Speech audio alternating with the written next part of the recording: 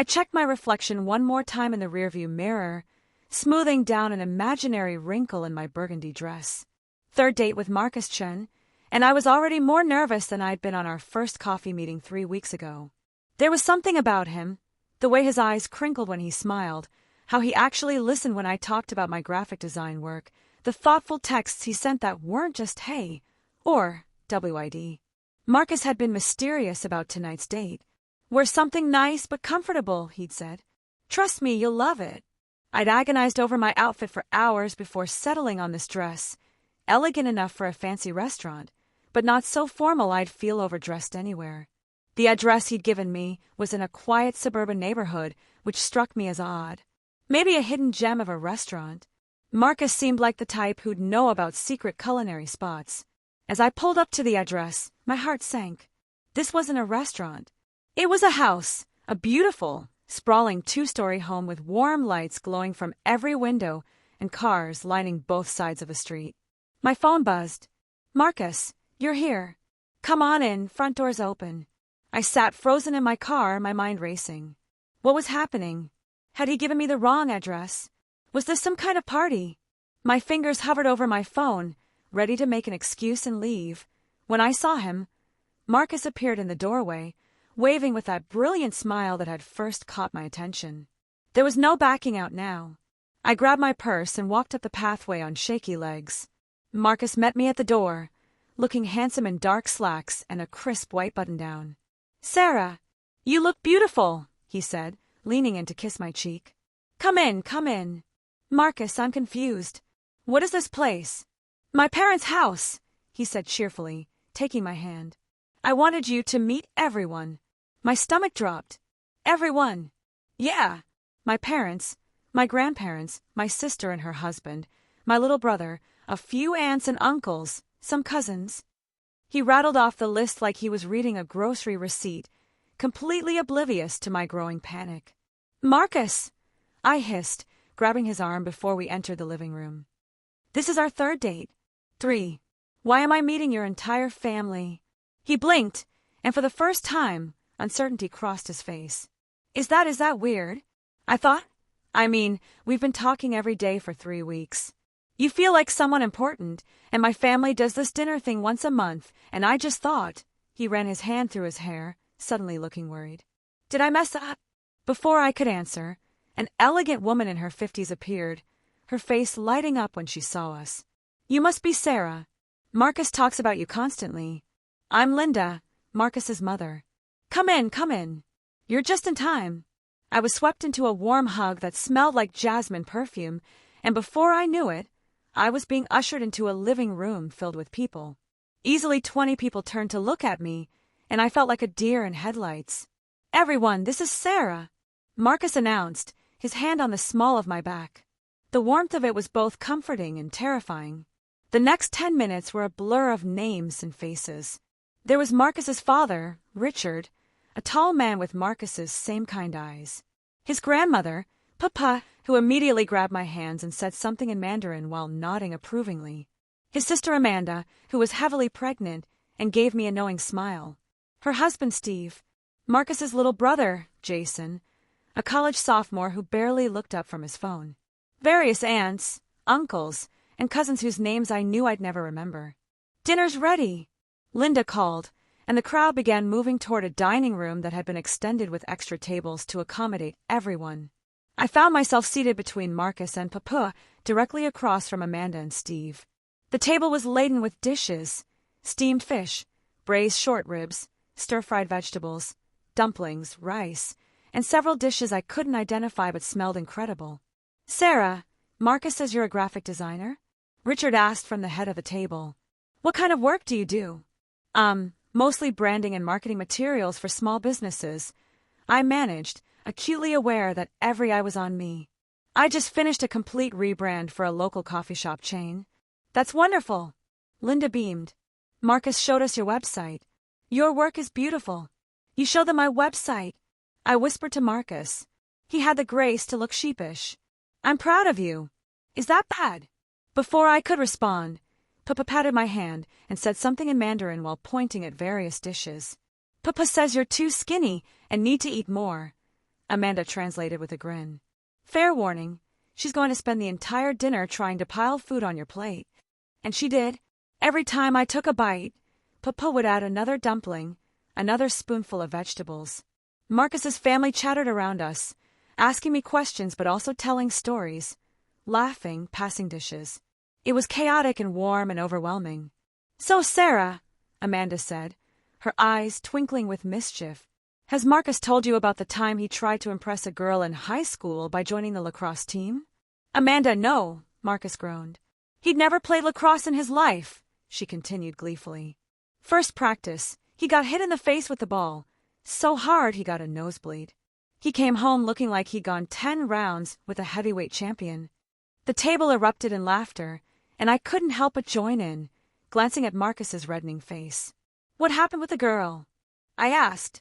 She started dating the guy who threw the ball, Jason supplied helpfully, finally looking up from his phone.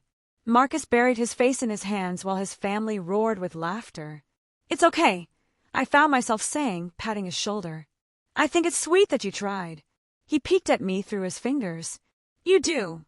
Yeah, misguided but sweet. As dinner progressed, I began to relax despite myself. Yes, this was absolutely insane. Yes, Marcus should have warned me.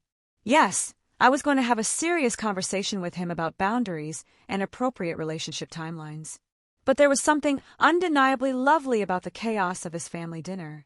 Richard told stories about his medical practice, and I learned that Marcus had grown up wanting to be a doctor before discovering his passion for architecture. Linda talked about her garden and promised to give me cuttings of her orchids. The cousins debated about sports. Papa kept adding food to my plate while nodding approvingly whenever I took a bite. Your family is very... I searched for the right word. Overwhelming, Marcus suggested. Enthusiastic, I settled on. They're enthusiastic. After dinner, as the adults settled in the living room with tea and the younger cousins disappeared to play video games, Amanda maneuvered me into the kitchen under the guise of helping with dessert. I'm sorry about the ambush, she said, her voice low as she pulled plates from a cabinet. I told Marcus this was a terrible idea, but he was so excited. He's been talking about you nonstop since your first date. Has he? I asked, unable to keep the surprise from my voice. Sarah, I've never seen my brother like this. He's usually so careful, so measured about everything. He plans things to death. But with you, he just jumped. When Mom mentioned the family dinner, he immediately asked if he could bring you. We all told him it was too soon, but he said, and I quote, "When you know, you know." My heart did a little flip. He said that. Amanda nodded, cutting into a beautiful cake. Look, I know this is weird. Trust me, when Steve first met our family, it was at a small lunch with just our parents, and he still looked like he might pass out. But Marcus really likes you. He wanted you to see this part of his life because family is important to him, and he wanted to see how you'd handle it. Is this some kind of test? I asked, a bit defensive. No. God, no. It's more like... She paused, choosing her words carefully. Marcus has dated before, obviously, but he's never brought anyone to a family dinner. Not once. The fact that he asked you here means he sees a future with you. He wanted to see if you could fit into this crazy, loud, loving mess we call a family. And if I can't, Amanda shrugged, then you can't. Better to know now than 6 months from now, right? But between you and me, I think you're doing great. Papa likes you, and she's the toughest critic in the family. We carried the cake and plates back to the living room, where Marcus immediately appeared at my side. Everything okay? He asked quietly. Your sister basically just told me this is a test, I said. He winced. It's not a test. I really like you, Sarah. I wanted you to meet the people who matter most to me. I know I should have warned you, and I'm sorry. We can leave right now if you want. I looked around the room. Linda was showing photos to one of the aunts. Richard was playing with his grandson. Papa was watching a Chinese drama on TV with the volume way too high. Jason and his cousins were arguing about something in the next room. It was chaotic and loud and nothing like my quiet childhood home with my divorced parents and no siblings. No, I heard myself say. I'm good. His face lit up. Yeah. But Marcus, Next time you plan to introduce me to your entire extended family, a heads up would be nice. Next time, he repeated, grinning. I can work with that. As we ate dessert, a delicious mango cake that Linda had made, I found myself drawn into more conversations. An aunt asked about my family, and I told them about my mom in Portland and my dad in Arizona, about holiday phone calls and awkward visits. Marcus's hand found mine under the table and squeezed gently. That must be hard, Linda said sympathetically. Well, you're always welcome here. We have more than enough family to share. I felt my eyes sting with unexpected tears and blinked them back quickly. Around 9, people started gathering their things to leave. There was a flurry of hugs and goodbyes, numbers being exchanged, Papa pressing containers of leftovers into everyone's hands. She gave me an especially large container and said something in Mandarin. She says you need to eat more, and Marcus should bring you back next month, Amanda translated.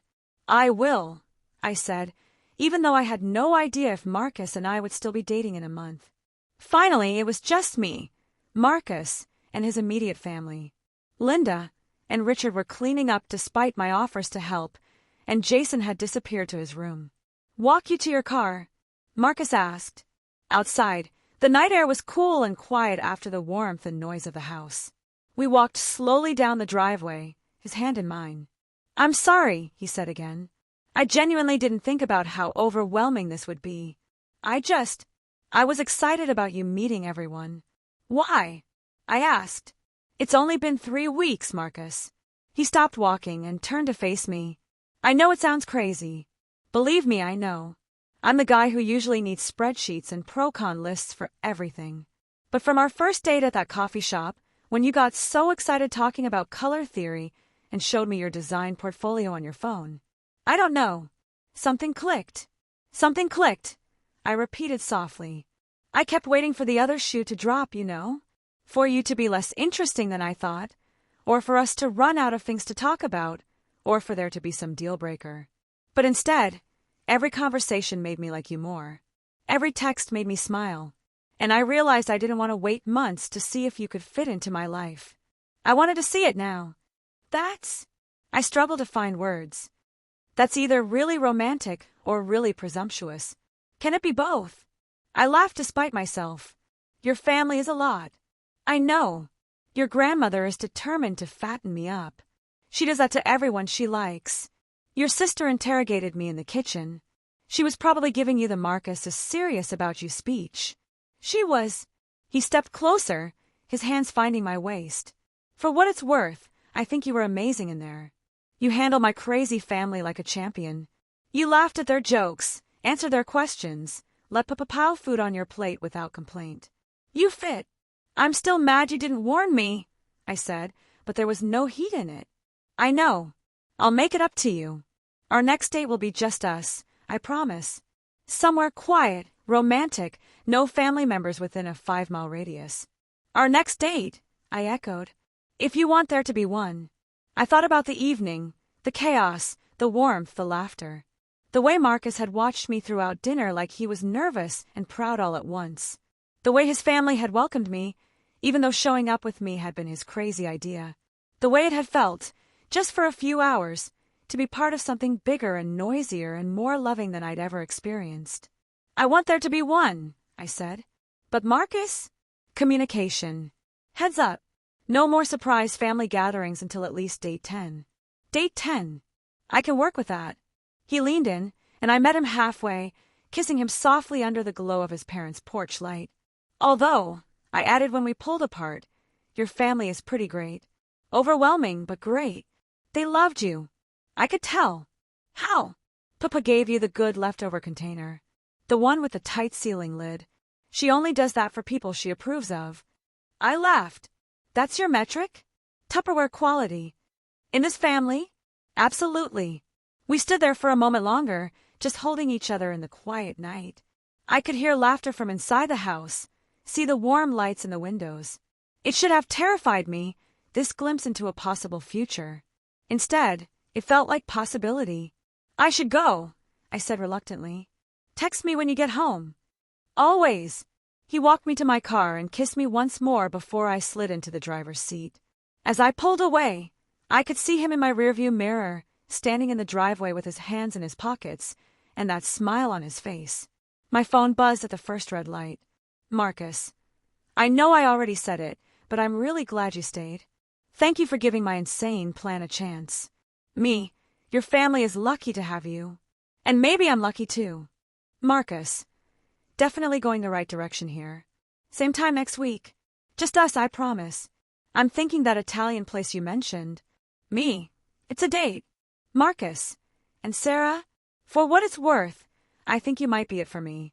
I know it's early and probably crazy to say, but I wanted you to know. I stared at the message for a long moment, my heart pounding. A car honked behind me, the light had turned green. I pulled over into a parking lot and typed out my response carefully. Me. That is crazy. Completely, utterly crazy. I watched the 3 dots appear as he typed, then disappear, then appear again. Me. But maybe I think you might be it for me too. Let's see where this goes. Marcus. Best answer I could have hoped for. Drive safe. Can't wait for date 4. 3 months later. Are you sure about this? My mom asked over FaceTime, her face pixelated on my phone screen. Meeting his whole family on date 3 seems fast, honey. Mom, we already did that. I'm calling you from his parents' house right now. I laughed, whispering so I wouldn't disturb the cooking happening in the kitchen. I've been to 5 family dinners already. 5. It's a monthly thing. And Papa asks about you every time. She wants to know when you're visiting. His grandmother wants to meet me. She wants to feed you. There's a difference. Through the doorway, I could see Marcus helping his dad with something at the grill while Linda directed operations like a general commanding troops. Amanda was there with her newborn daughter, and Jason had brought his new girlfriend, who looked exactly as terrified as I had felt 3 months ago. I should go help, I said. But Mom, I think this might be the real thing. He's the real thing. My mother's expression softened. Then I'm happy for you, sweetheart. Really happy. After we hung up, I joined Marcus at the grill. He immediately wrapped an arm around my waist and kissed my temple. Everything okay? He asked. Perfect, I said and meant it. Papa appeared beside us, saying something in Mandarin while gesturing toward the kitchen. She says you should bring your mother next month, Marcus translated. She wants to meet her. I looked at him, this man who had ambushed me with his entire family and somehow made it work, who had been patient and understanding when I needed space, enthusiastic when I needed encouragement, and honest about his feelings even when it was scary. Tell her we'll be there, I said. Marcus's smile could have lit up the whole neighborhood. Yeah. When you know, right? He pulled me closer. I knew the moment I saw you at that coffee shop. Just took you a little longer. Well, some of us like to take things slow, I teased. Says the woman who's already planning which bedroom will be ours when we move in together. I have not. I started to protest, then stopped. Okay, fine.